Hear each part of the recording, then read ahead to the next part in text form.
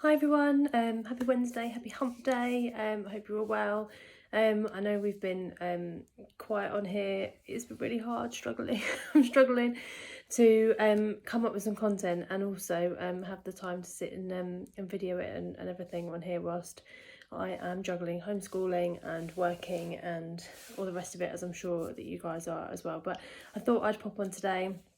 I've got a day without the kids, I'm about to go for a run, but I thought I'd just pop on and give you a bit of an update on the conversation I had earlier, really.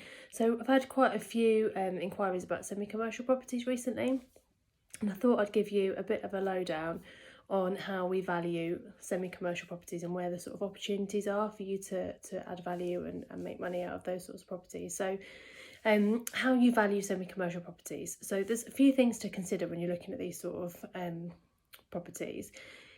For semi-commercial, it's far easier to fund and get lending on if you have more than 60% of the value is in the residential rather than the commercial part of the building. It means the rates are a lot lower and that you've got more options for lenders that we can go to. So first thing to look out for. So how you value these sorts of properties, you look at the makeup of the building. So generally you've got flats and then some sort of commercial element on the bottom. Value of the flats, add them up, the individual values up, look at the value of the vacant commercial. Lenders don't attribute really any value to the covenant or the lease.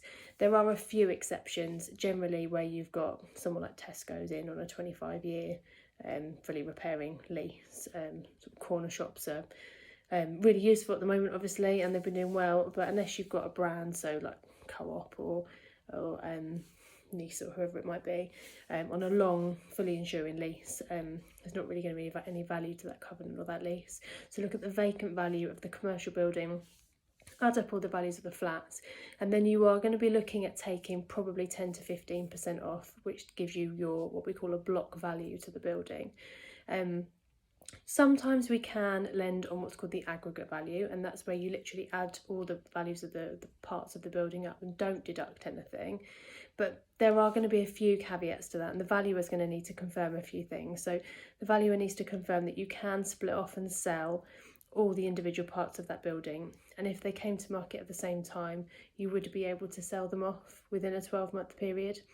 And also that there's demand for individual flats as a residential home, really, rather than investors. And what we do find a lot of the time, especially where you've got properties that are on sort of high streets, village shops, things like that, is that the demand for buying the individual units just isn't there.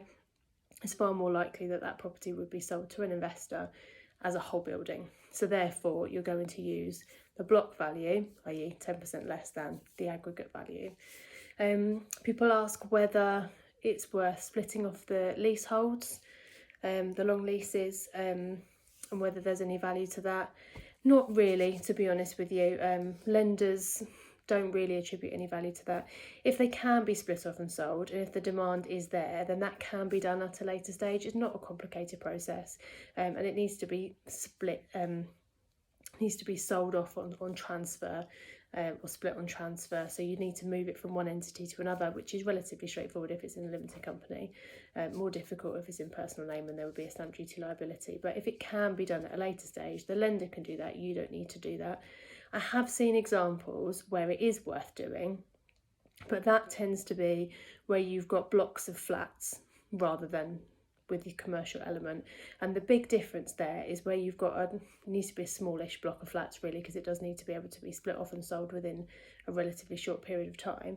But where you've got blocks of flats, there is generally a demand for resale of those flats, whereas when you've got a semi-commercial property, because of the location and the type of property it is, there generally isn't. So that's the big difference.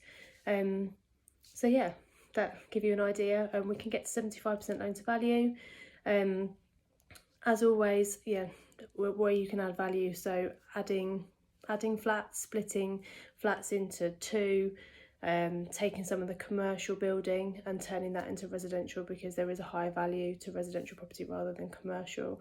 Refurbishments, putting a tenant in there, loads of things that you can do. But I hope that gives you a bit of information about how we would value it, where you can spot opportunities. All right, enjoy your day, rest of your day. I'm off for a run. See you later.